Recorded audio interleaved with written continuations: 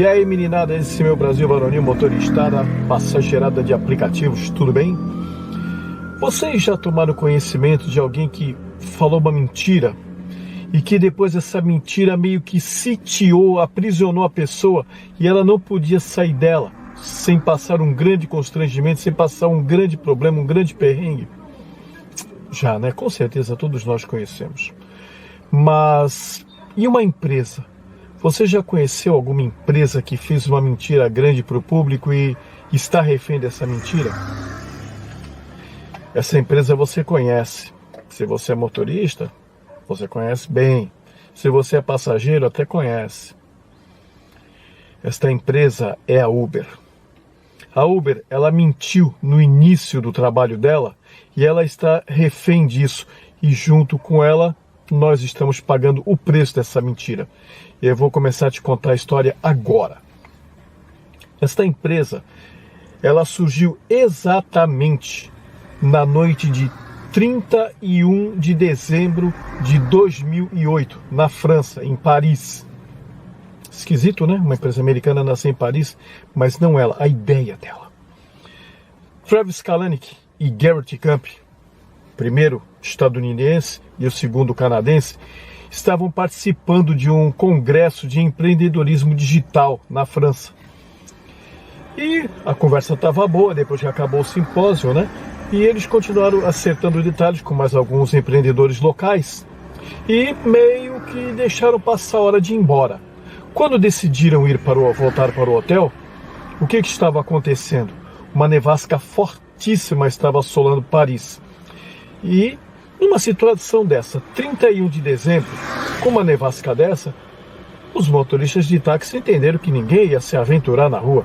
Então, todos foram para suas casas. Eles ligam para uma agência, nada, liga para outra, nada, liga para...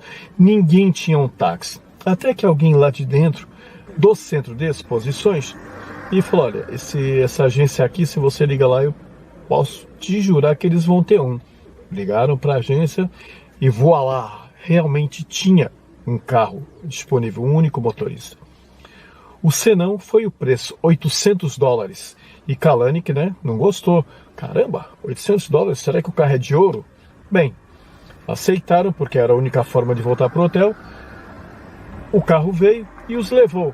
E eles foram os dois possessos da vida de ter que estar pagando $800 para movimentar eles dentro de Paris.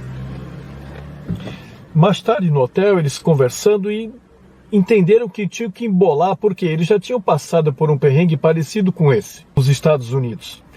Então eles queriam matutar alguma coisa que o motorista estivesse sempre à disposição, independente de clima, independente de chover, tá sol, tá neve, tá calor escaldante. E voltaram para os States e começaram a maquinar as ideias. Pegaram as coisas que tinham que fazer, tomaram todas as decisões. E em junho de 2009, ou seja, 6 meses depois deles terem passado esse perrengue, eles dão a partida no que seria a Uber. Ela começou como um serviço para executivos, ou seja, pessoas como ele, pessoas que estão no topo da empresa, o chamado CEO, tá? E esse serviço era com veículos top de linha. Era com Mercedes, com BMW, com Lancia, com até Rolls-Royce, tá? Por aí vocês já verem a picada do serviço. Foi aprovadíssimo.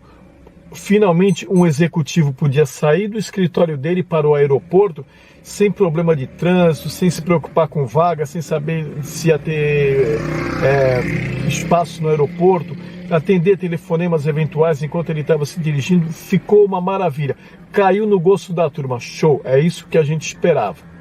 Ótimo. Então, nós precisamos agora expandir isso daí. O seu Kalanick, um sujeitinho bastante arrogante, já entendeu que eles tinham que levar isso e dominar o mundo com essa ideia. Aí o que ele foi fazer? Ele foi buscar financiamento com os príncipes sauditas. Por quê? Porque era o único lugar onde tinha dinheiro sobrando, literalmente jorrando, né, os borbotões, e que poderiam entender a ideia dele. Aí ele levou a ideia para os caras, e o que ele falou? No primeiro momento, a empresa ia operar com prejuízo. Sim, a empresa ia subsidiar a tarifa para o motorista para que o pessoal viesse, né, experimentar o serviço e gostasse e ficasse. Por quê? Ele queria monopolizar o transporte nos Estados Unidos e, quiçá, no mundo. E o que ele tinha em mente? Primeira coisa, quebrar, arrasar com o táxi, eliminar o táxi. Esta foi a ideia original. E a segunda, em seguida, o transporte coletivo. Então, a agenda dele, quebrar o táxi, tirar o táxi e depois o transporte coletivo.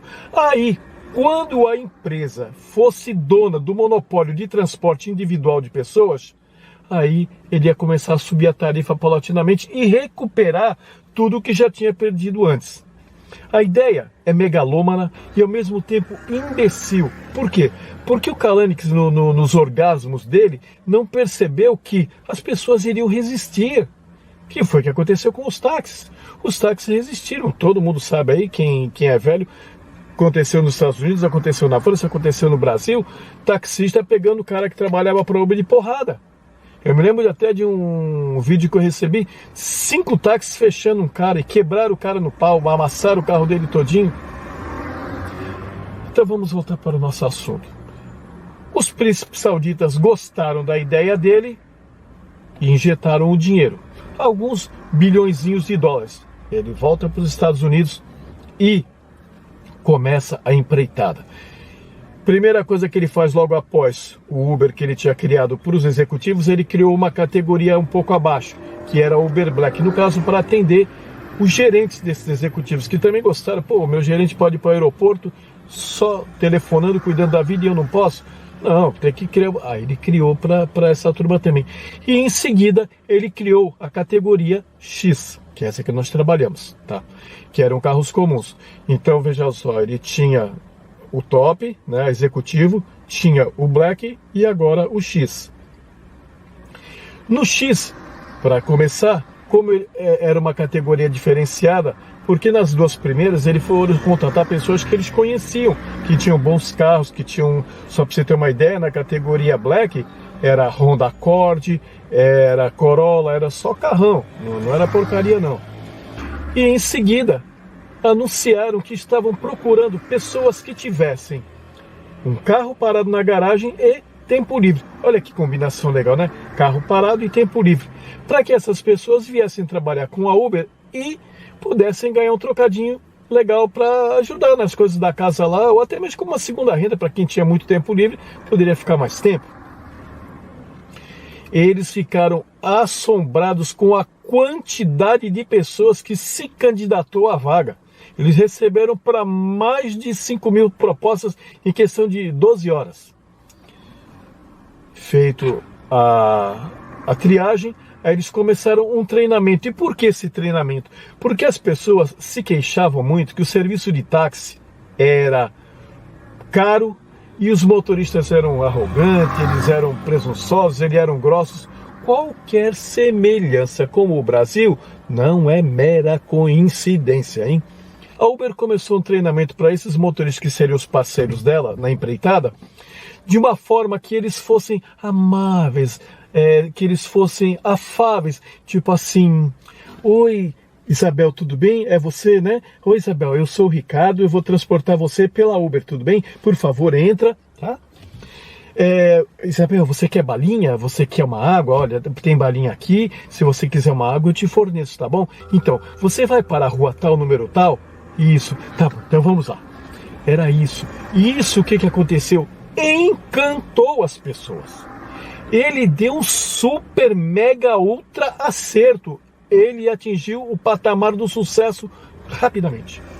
E eram ele, tanto o Travis Kalanick como o Gert Kemp, eram toda hora chamados para entrevista em programa de TV, em blogs, em videoclubes e tudo mais. Por quê? Porque a ideia deles era uma ideia que ninguém até então entendeu. Porque tudo está começando a virar on demand, né? Você tem pizza, você tem hambúrguer, você tem entrega de tinta, mas ninguém tinha pensado num transporte por demanda, o on demand, né? O por demanda. Você vai lá, e o carro está na tua porta. Porque o táxi, o máximo que você fazia era telefonar e ele vinha. E aí a Uber caiu nas graças do consumidor americano. Com isso, eles expandiram por demais cidades, né, como Washington, Nova York, tá? E o negócio ia de vento em popa. Pularam depois para a Europa. A primeira cidade onde eles atuaram foi onde? Na França, onde 2 anos e pouco antes eles tinham sido surrupiados por um motorista lá. E claro que lá também deu pau entre taxista e motorista de aplicativo. Mas qual a leitura que o Kalanick, qual a leitura que o Garrett Camp, qual a leitura que os investidores da Uber tinham nisso? É que estava dando certo. A agenda que o Kalanick traçou estava indo por quê? O táxi ia quebrar e a próxima vítima seria o transporte público. Só que o que aconteceu? Ninguém entendeu que os taxistas iriam resistir, que depois, inclusive, até o público iria ficar, não digo apenado, mas solidário aos taxistas. Tem muita gente aqui no Brasil, aqui. Eu conheço gente aqui que diz que não anda nisso aqui. Eu não ando de Uber nem da. Eu ando de táxi. Os coitados precisam sobreviver, eu só ando de táxi. É um direito das pessoas, né? Mas o que aconteceu? Os táxis não quebraram, não pararam de trabalhar. O ônibus também não. Porque o que a Uber fez? Ela situou a tarifa dela. Quando ela entrava numa cidade, a tarifa do táxi era aqui e a do ônibus era aqui. E ela ia e encaixava a tarifa dela no meio. Abaixo da do táxi, um pouco acima da do ônibus. Tipo assim, se 2 pessoas pegassem um carro pela Uber, saia mais barato do que elas andarem de ônibus. Para quem estava usando o serviço, estava ótimo, mas ainda não estava bom para a Uber. Mesmo ela tendo expandido, mesmo ela tendo ido para vários países do mundo, inclusive aqui no Brasil, né? Ela ainda não estava dentro daquilo que ela queria. E aí os investidores começaram a cobrar resultados. Só que outra coisa que o seu Kalanick, nos seus arroubos de megalomania, não previu é que se ele fizesse sucesso, iam copiar. Nos próprios Estados Unidos, a Lyft copiou a ideia. Na Europa, tem a Cabify e tem mais outras aí também, copiaram a ideia. Na China, eles entraram na China, só que lá o Partidão, quando viu que eles estavam ganhando muito, o Partidão ficou brabo, né? Por quê? Quem manda lá é o Partidão. E o que ele fez? Juntou 2 empresas de radiotáxi que ele tinha lá e formou a Didi. E botou a Uber para correr da China. A Didi, para você que é passageiro e não sabe, nós motoristas todos sabemos. A Didi é a dona da 99. A 99 começou aqui no Brasil já copiando, né, o modelo da Uber, que a gente não sabia que existia, porque estava rolando o trailer lá fora, e a 99 criou o sistema dela, né, de táxi por aplicativo. Só que quando a Uber começou, ela foi atrás do mesmo mercado, também começou a pegar pessoas normais, pessoa motorista como eu, comum, que não é taxista. Aí a Didi veio para cá, sabe o tamanho do potencial do mercado brasileiro, e creu, foi lá e comprou a 99. Deu os $5 lá, os caras balançaram a primeira, enfiaram mais um trocado, os caras entregaram. E hoje nós temos então o Uber e a chinesa Didi competindo no Brasil por meio da 99. E aí o que acontece, pessoal? O modelo foi bem durante um tempo, só que aí vieram, além da concorrência, vieram o aumento dos combustíveis e, claro, de tudo e mais, né? Assim, eu diria que a pandemia veio então para escarnar, para tornar patente, tirar a fumaça que estava nos cobrindo a visão, para mostrar o que é realmente a Uber. A Uber, ela fez uma tarifa para quebrar o táxi, ou seja, era uma tarifa abaixo da do táxi, porque eles sabiam que a tarifa do táxi é que é a correta. Isso eu já falei há 3 vídeos atrás aí, por que a Uber é barata e por que o táxi é caro. Então, hoje, está praticamente insustentável essa tarifa, mas a Uber está refém da mentira dela. Porque se ela assumir que ela falou errado, que ela calculou mal, que ela queria quebrar o táxi e que agora não vai ter mais jeito, vai ter que subir a tarifa, ela vai equiparar a tarifa ao táxi e talvez até fique um pouco mais caro. Por quê? Porque ela tem que pagar para o motorista o real custo dele e ainda tem que tirar um para ela. Vamos supor, esse percurso que eu tenho que fazer aqui no táxi fica R$15, Se a tarifa da Uber for para o valor correto, vai ficar R$17,50. Aí vai acontecer o quê? Vai perder mercado, porque ninguém, absolutamente ninguém que pega carro por aplicativo, pega pelo encanto do motorista, pega pelo carro ou pega porque gosta do serviço. Não, pega porque é barato. Esta é a verdade, ninguém pega carro de aplicativo por curtir o serviço, é porque é barato. E eu vou dizer para você já o que aconteceu. Várias vezes escutei nesses bancos aqui, passageira falando para mim, passageiro, sabe, motorista, ontem eu queria pegar um carro aí pela Uber para me levar lá na casa da minha irmã, mas eu tava olhando lá, R$23, R$24, quando eu sempre pago 12, 13. Fui de táxi, chamei um táxi. As pessoas amam o táxi, como aqueles que eu falei atrás, que preferem pegar o táxi porque o motorista precisa sustentar a família. Eles acham que o cara que está aqui não precisa. Eles acham que o cara que está aqui está nadando em dinheiro. Então, minha gente, este é o problema da tarifa da Uber ser baixa.